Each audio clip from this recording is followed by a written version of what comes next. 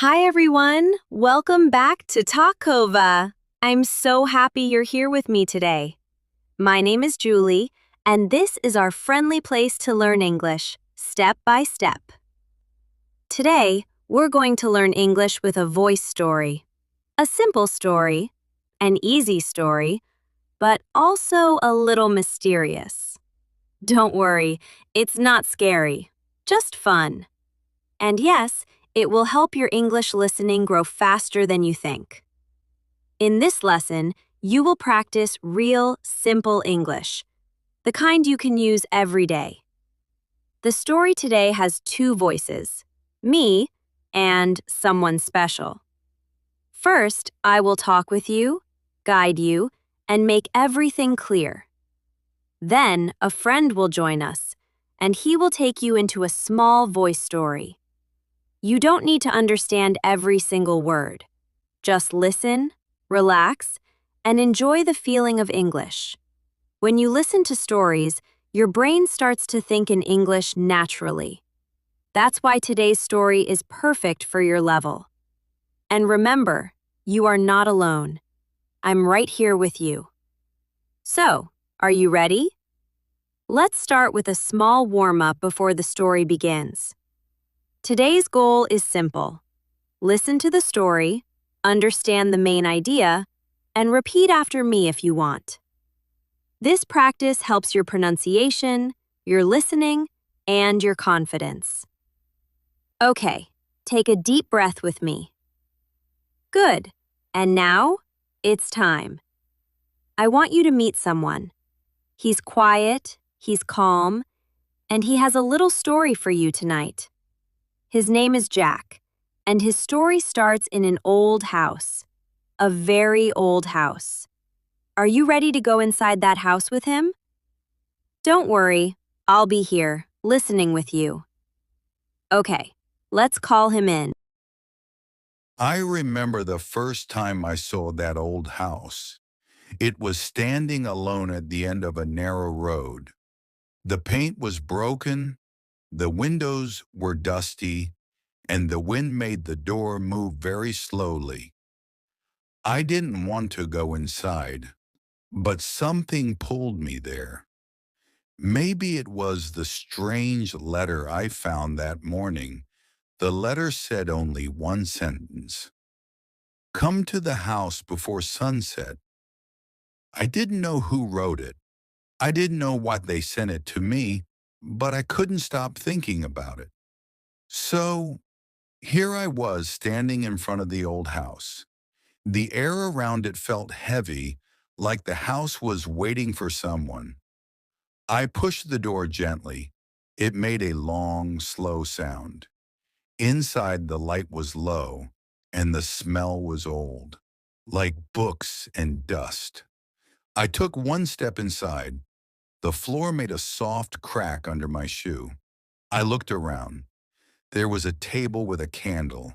There was a chair next to it. And on the chair, a small box, a wooden box, very old, and my name was written on it. I walked slowly to it. My heart started to beat faster. I touched the box. It felt cold, too cold for a wooden box. I opened it. Inside the box, there was only one key, a small silver key, and under the key, a piece of paper with two words, find me. I didn't understand, but I knew one thing. Someone wanted me to go deeper into this house, and I was ready. I took the small silver key in my hand and looked around the dark room again. The house was quiet, too quiet. The air felt old, like no one had lived here for many years. I put the key in my pocket and walked deeper into the hallway. The floor made soft cracking sounds under my shoes. On the left side, I saw a long mirror. The mirror was dusty, and my face looked strange inside it, darker, almost like a shadow. I touched the mirror, but the dust didn't move. It felt like the dust wanted to stay there. I stepped back and continued walking. There were two doors ahead of me. One door was open a little, the other one was completely closed. I didn't know which one to choose, but then I heard something, a soft sound, like someone whispering my name. It came from the open door. I took a slow breath and moved closer. Inside the room, there was a tall window with heavy curtains. The wind pushed the curtains a little, and a small bit of light came in. There was a desk under the window. On the desk, there was a book, a very old book. The cover was brown and the pages were yellow. I walked to the desk and opened the book carefully. Inside the book, I saw drawings, old drawings. One drawing showed a forest. Another showed a house, this house. And then I turned another page. There I saw something that made my heart jump. It was a drawing of a man. And under the drawing, my name, my full name. I closed the book fast. My hands were shaking. How could this book have my name? Who made these drawings? And why was the book here waiting for me? I tried to calm myself. Maybe it was a mistake. Maybe someone had the same name as me. But deep inside, I knew it wasn't a mistake. Something or someone wanted me here. I took one more look around the room. Then I saw something else, a small door under the window, a hidden door. I kneeled down and touched it. There was a small keyhole the same size as the silver key in my pocket. I took the key out. My hand was shaking a little. I put the key inside the lock. It fit perfectly. I turned it slowly. Click. The door opened. Inside there was a small box again, but this one was black, very old, and very cold. I took it out carefully and opened it. Inside the box there was a photo, a very old photo. The photo showed a young man standing in front of this house. He looked serious and tired. His clothes were old, and behind him, the house looked exactly the same as today. I looked at the man's face again, his eyes, his nose, his smile. He looked like me, almost exactly like me. I felt a cold wave go through my whole body. I turned the photo around. There were words written on the back. Only 3 words. Welcome back, Jack. I held the photo in my hand for a long moment. My fingers felt cold, like the picture was taking the warmth from my skin. The words, "Welcome back, Jack," stayed in my mind. Why back? Had I been here before? I tried to remember, but nothing came. My past was clear, simple, normal, nothing about an old house like this. I put the photo inside my pocket and stood up slowly. The small hidden door under the window stayed open behind me. It felt like the house wanted me to keep going. I walked back into the hallway. The door I didn't open before, the closed one, was now a little open. Just a little. I was sure it was completely closed earlier. I walked closer to it.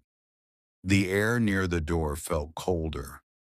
I pushed the door, and it opened with a soft sound.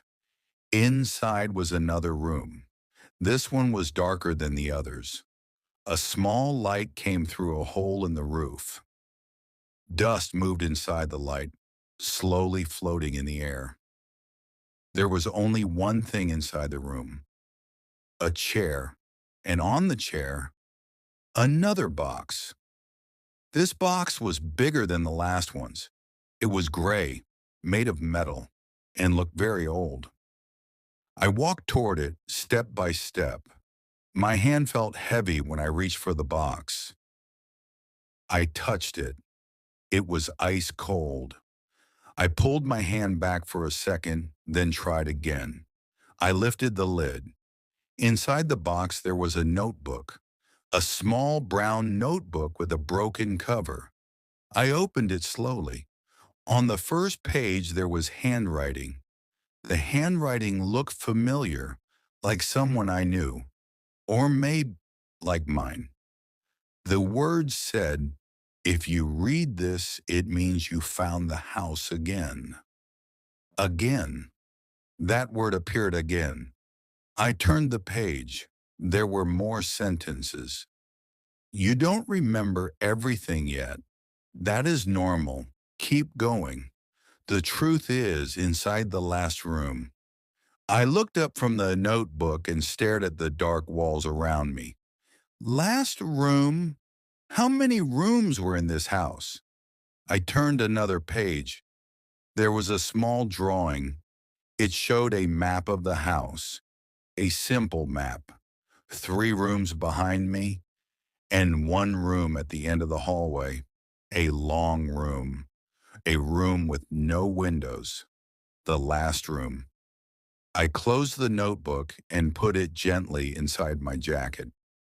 I walked back into the hallway again. The floor cracks followed me with every step. The air felt heavier now, like the house knew I was getting closer. I looked down the hallway. At the very end, I saw a door. A tall door. Old, dark, and heavy. The last room. I took a deep breath. My chest felt tight, but I kept walking. Each step felt louder. The house was quiet, silent, waiting. When I reached the door, I touched the handle. It felt warm this time, not cold, like someone had touched it before me. I pushed the door slowly. It opened with a long, low sound. Inside the room, the air was different, warmer. A soft yellow light filled the space. There was a table in the center, and on the table, another photo. I walked closer. The photo showed 2 people standing together. One of them was the same man from the first photo, the man who looked like me. And next to him was a woman.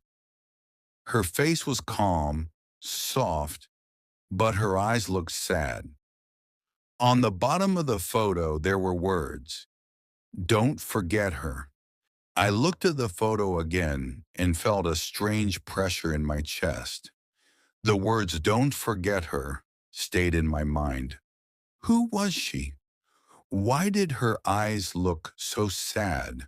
And why did the man next to her, the man who looked like me, seem tired, almost scared? I slowly put the photo back on the table. The room around me felt warmer now, but not in a comfortable way. It felt like someone was standing close to me, watching me. I turned around fast, but there was no one. Only the soft yellow light and the old walls. I walked farther into the room. There was a shelf in the corner, filled with old objects. Small bottles, broken clocks, a candle that looked never used. I picked up one of the clocks. Its hands were not moving, but when I touched it, the glass felt warm, too warm. I put it down quickly. Next to the shelf, there was a small wooden table. On the table, I saw a letter, an unopened letter. My hand shook a little as I picked it up. The envelope had dust on it, but my name was written clearly on the front. Jack. Only that. Nothing else. I opened the envelope carefully. Inside, there was a short message. Go to the room behind the mirror. Behind the mirror? I tried to understand. Which mirror? Then I remembered the long, dusty mirror in the hallway. I put the letter in my pocket and walked back to the hallway. The air felt colder again, like the warmth from the room didn't want to follow me. When I reached the mirror, I stopped. It looked the same as before, dusty, quiet, almost dead. I touched the glass, still cold, still refusing to move. I pressed my hand harder this time, and then something happened. The mirror made a soft, deep sound, like a slow breath, and the dust on the surface started to move. Just a little. I stepped back. The mirror was changing. A thin vertical line appeared in the center of the mirror. The line grew longer, like the mirror was opening. Slowly, the glass separated into two parts, like a door. A cold light came from inside, and a narrow passage was revealed behind it. I took one step forward. The floor under the passage felt different, harder, almost like stone. I walked inside. The passage was very small. I had to lower my head to move through it. The air was thick, hard to breathe. But I kept going. The passage ended at another door, a small wooden door with a metal handle. I touched the handle. Cold. I opened the door slowly. Inside, there was a tiny room. No windows, no furniture, only one thing, a painting on the wall, a large painting. I walked closer. My heart stopped for a second. The painting showed the same woman from the photo, but in the painting, she was alone. Her eyes looked even sadder, like she was trying to say something, like she wanted to speak. There were words under the painting. She is still waiting. Waiting for who? For me? I stepped back. The painting felt alive, like her eyes were moving slowly, watching me, calling me. I heard a soft sound behind me, the sound of footsteps, slow, careful footsteps, coming closer, right behind me. Wow, you did it! You listened to the whole story today with me. I'm really proud of you because listening to English stories is not always easy, but you stayed with me, and step by step, your English listening is getting stronger. Today, we followed Jack through that old house. And yes, I know, the story ended with a big mystery. Maybe you want to know what happens next, right? If you want part 2 of Jack's story, just write a comment and tell me. Even a small comment like, I want the next part, is perfect. Your comments help me know what you like and what I should make next. And of course, it helps our small Talkova family grow too. So don't be shy, okay? Leave a comment for me after the video. Now, before you go, I have something for you.